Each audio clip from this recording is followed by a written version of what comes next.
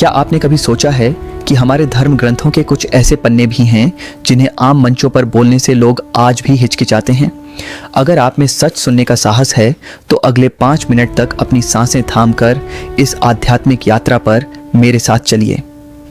आज हम इतिहास के उन 3 महान राशियों के गुप्त श्राप और कालचक्र के उस रहस्य को खोलने जा रहे हैं जिसे सुनकर आधुनिक विज्ञान के बड़े बड़े वैज्ञानिक भी सन्न रह गए थे। महाभारत का युद्ध केवल 2 परिवारों की लड़ाई नहीं थी, बल्कि वो एक ऐसा टाइम लूप और मल्टीवर्स का प्रयोग था जिसका संकेत खुद श्री कृष्ण ने श्रीमद् भागवत में दिया था। पहला रहस्य, महर्षि भृगु का कल्प शाप। हम सब जानते हैं कि भृगु महर्षि ने विष्णु जी की छाती पर लात मारी थी, लेकिन बहुत कम लोग जानते हैं कि जब असुरों के गुरु शुक्राचार्य की माता काव्य माता की हत्या हुई थी, तब भृगु महर्षि ने भगवान विष्णु को 7 बार मृत्युलोक पृथ्वी पर मनुष्य रूप में जन्म लेने और अपरिसीम पीड़ा सहने का श्राप दिया था।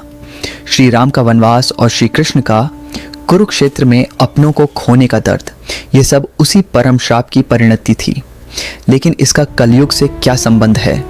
भृगु संहिता के उस गुप्त अध्याय के अनुसार कलयुग में जब जब कोई सच्चा साधक ज्ञान की खोज में निकलेगा, उसे समाज द्वारा प्रताड़ित किया जाएगा। आज जो हम मानसिक अशांति और भ्रम देख रहे हैं, वो इसी काल चक्र का प्रभाव है।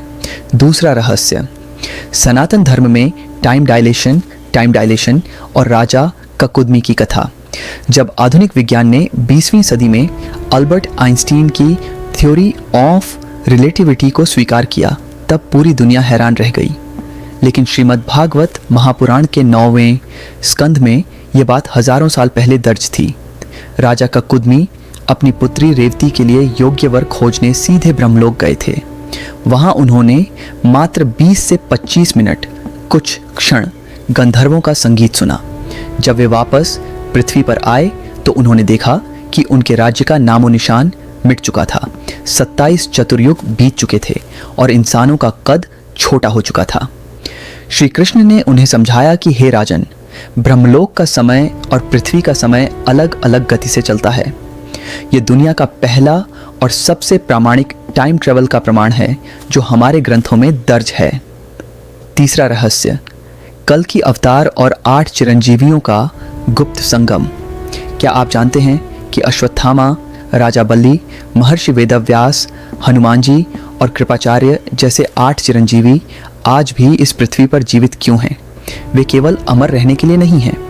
श्रीमद् भागवत के अनुसार जब कलयुग अपने अंतिम चरण में होगा और अधर्म अपने चरम पर होगा, तब संभल गांव में भगवान कल्कि के प्रकट होते ही ये 8 चिरंजीवी एक साथ प्रकट होंगे और गुप्त युद्ध में श्री कल्कि का मार्गदर्शन करेंगे।